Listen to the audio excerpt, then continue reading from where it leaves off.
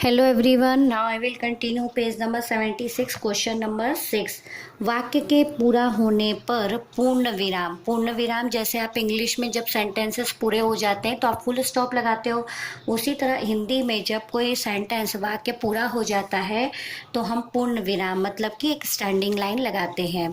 प्रश्न पूछने पर प्रश्न सूचक चिन्ह, जैसे कि अगर क्वेश्चन पूछा गया है तो उसके लिए क्वेश्चन मार्क। थोड़ा रुकने पर अल्प विराम, मतलब अगर हमें कोई स्टॉप दे के, जैसे कि राम, मोहन, श्याम, हम अलग अलग नाम पढ़ते हैं तो बीच में हम कॉमा लगाते हैं तो उसको बोलते हैं अल्प विराम हिंदी में। तथा किसी के कथन को ज्यों का त्यों लिखते समय उद्धरण चिन्ह, मतलब अगर हम किसी भी सेंटेंस को जैसा दिया गया है बिल्कुल वैसा ही लिखना हो तो लिखते हुए दोनों साइड इन्वर्टेड कॉमा लगाते हैं। ओके, तो इसको हम बोलते हैं हिंदी में उद्धरण चिन्ह। अब यहाँ पर हमें वो लगाना है पढ़ के सेंटेंसेस के अकॉर्डिंग। इन वाक्यों में सही विराम चिन्ह लगाइए। तुम धरती के कौन से भाग से आई हो?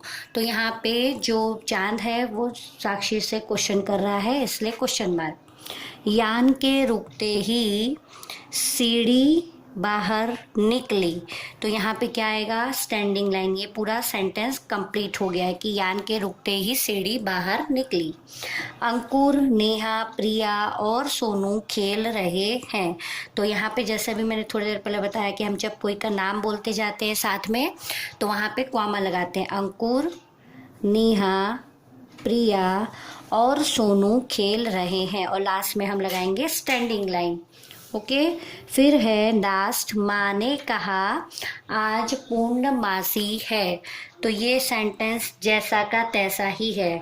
तो यहाँ पर माँ ने कहा, तो पहले तो हम यहाँ पे एक जो अल्प विराम है यानी कॉमा जो है वो करेंगे कि माँ ने कहा। ओके, क्या कहा? आज पूर्णमासी है, तो ये कॉमा से हम इन्वर्टेड कॉमा लगाकर बंद करेंगे और स्टैंडिंग लाइन भी साथ में लगाएंगे। ये जो इन्वर्टेड कॉमा होता है वो लाइन खींचने के बाद लगाया जाता है। ओके, नेक्स्ट है हमारा यह भी जानिए। ये आपके जानने के लिए है। भारत से 2008 यानी 2008 में चंद्रमा पर भेजे जाने वाले यान का नाम चंद्रयान-1 है। ठीक है, 2008 में चंद्रमा पर जो यान भेजा गया था वो यान का नाम है चंद्रयान-1। अंतरिक्ष अन्वेषण के समय अंतरिक्ष यात्री extra vehicular mobility unit suit पहनकर बाहर जाते हैं।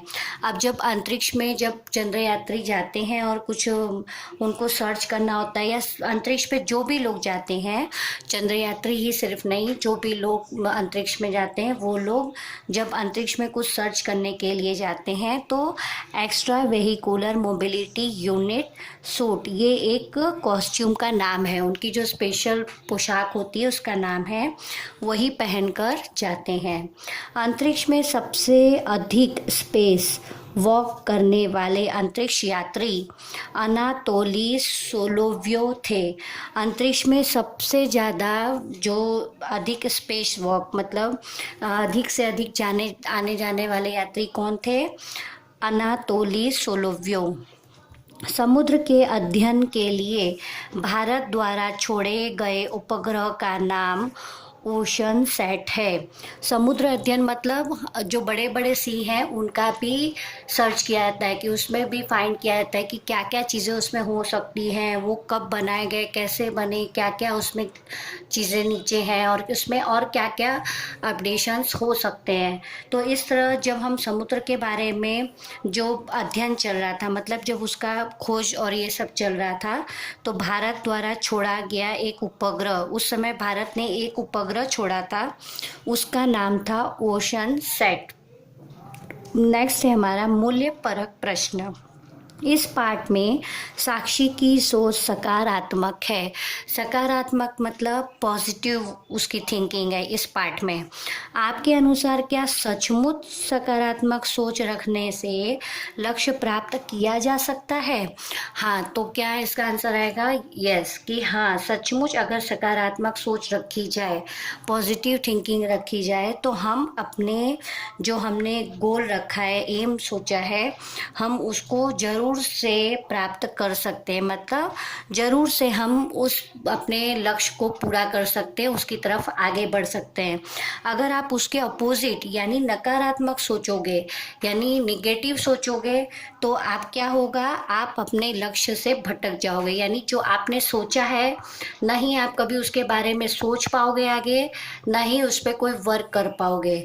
तो हमेशा हमें क्या करना चाहिए, अपनी पॉजिटिव थिंकिंग रखनी चाहिए, चाहे वो सपने में हो, चाहे सपनों की दुनिया से बाहर हो, रियल लाइफ में हो। तो हमें अपनी थिंकिंग पॉजिटिव रखते हुए हमने जो भी सोचा है उस सोच की तरफ हमें आगे बढ़ते रहना चाहिए, और साथ ही उस पर ज़्यादा से ज़्यादा मेहनत करती रहनी चाहिए, तभी हम अपने लक्ष्य को प्राप्त कर सकते हैं। अपना लक्ष्य प्राप्त करने के लिए क्या ज़रूरी है? तो अपना लक्ष्य प्राप्त करने के लिए सबसे ज़रूरी है पॉजिटिव थिंकिंग, उसके साथ साथ कठिन परिश्रम मतलब मेहनत। अगर आप थिंकिंग अपनी सही रखोगे, अच्छी रखोगे, और उसके साथ साथ मेहनत भी करोगे, तो आप एक दिन ज़रूर अपने लक्ष्य को प्राप्त कर सकोगे। नेक्स्ट है सोच समझ की बात। जिस दिन चांद पूरा दिखाई देता है उस दिन पूर्णिमा होती है। आप कभी कभी देखते हो बाहर की चांद एकदम गोल गोल, एकदम गोल मटोल, एकदम वाइट दिखाई देता है, तो उस दिन पूर्णिमा होती है। और जिस दिन चांद नहीं दिखाई देता उस दिन अमावस होती है। अभी कोई दिन ऐसा भी आता है जिस दिन चांद बिल्कुल भी नहीं दिखाई देता, तो वो अमावस का दिन होता है। चंद्रमा की विभिन्न कलाओं पर कक्षा में चर्चा कीजिए। तो ऐसा और क्या चीज़ें चांद के अंदर, और उसकी क्या क्या क्वालिटीज़ हो सकती हैं चांद की, तो मैं 2-3 क्वालिटीज़ यहाँ पे आपको बता रही हूँ। सबसे पहले कि चंद्रमा का अपना खुद का प्रकाश नहीं होता, वो सूर्य के प्रकाश से चमकता है। ये तो मैंने सबको लेसन में भी बताया था, और आपने साइंस एसएस में भी पढ़ा होगा कि चंद्रमा का अपना प्रकाश नहीं होता। ठीक है। दूसरी चीज़ कि चंद्रमा का जो एक पार्ट है वो हमेशा उसका एक पार्ट सूर्य की ओर होता है। ठीक है, तो और एक पार्ट हमेशा सूर्य की ओर होता है, और दूसरा पार्ट जो है आधा पार्ट वो हमेशा अंधेरे में होता है। जहाँ पे सूर्य की रोशनी पड़ती है वहाँ पे रोशनी होती है, और अपोजिट आधा पार्ट जहाँ पे नहीं होता वहाँ पे हमेशा अंधेरा होता है। और इसी कारण हमें चांद जो है कभी छोटा, कभी बड़ा, कभी आधा, कभी एकदम छोटा, और कभी अंधेरे वाला, इस तरह घटता बढ़ता हुआ दिखाई देता है। ठीक है। और अमावस और पूर्णिमा वाली बात जो है वो उसके लिए क्या है कि जिस दिन जो पूर्णिमा और जो अमावस है, महीने में पूरे 30 दिन होते हैं, तो उसमें 15 दिन, जैसे 15 दिन कंप्लीट होते हैं, तो 15 दिन कंप्लीट होने के बाद चांद पूरा दिखाई देता है। तो धीरे धीरे जब चांद 15वें दिन पूरा घटता बढ़ता हुआ, जब 15वां दिन कंप्लीट होता है महीने के 15 दिन, तो उस दिन चांद पूरा गोल दिखाई देता है। जैसे ही 15 डेज कंप्लीट होते हैं उस दिन गोल, उसके बाद से जब दूसरे दिन शुरू होता है उसके बाद से चांद जो है उसका जो शेप होता है फिर वापस से घटने पड़ने लगता है, और इस तरह आगे के 15 दिनों में चांद 15 दिन, नेक्स्ट जो 15 दिन आगे जाता है उसमें वो बिल्कुल भी नहीं दिखाई देता, तो उस दिन अमावस होती है। तो इस तरह महीने में 15 दिन कंप्लीट होने में पूर्णिमा होती है, और उसके आगे के 15 दिन कंप्लीट होने के बाद अमावस, मतलब एक पूर्णिमा और एक अमावस महीने में आती है। ठीक है। साक्षी का सपना था कि वो चांद पर जाए।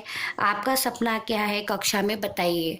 ठीक है, अब आपके सपने के बारे में तो मैं नहीं जानती, लेकिन साक्षी का जिस तरह सपना था उस तरह आपका भी अपना कुछ सपना होगा, डॉक्टर बनने का, पुलिस बनने का, टीचर बनने का।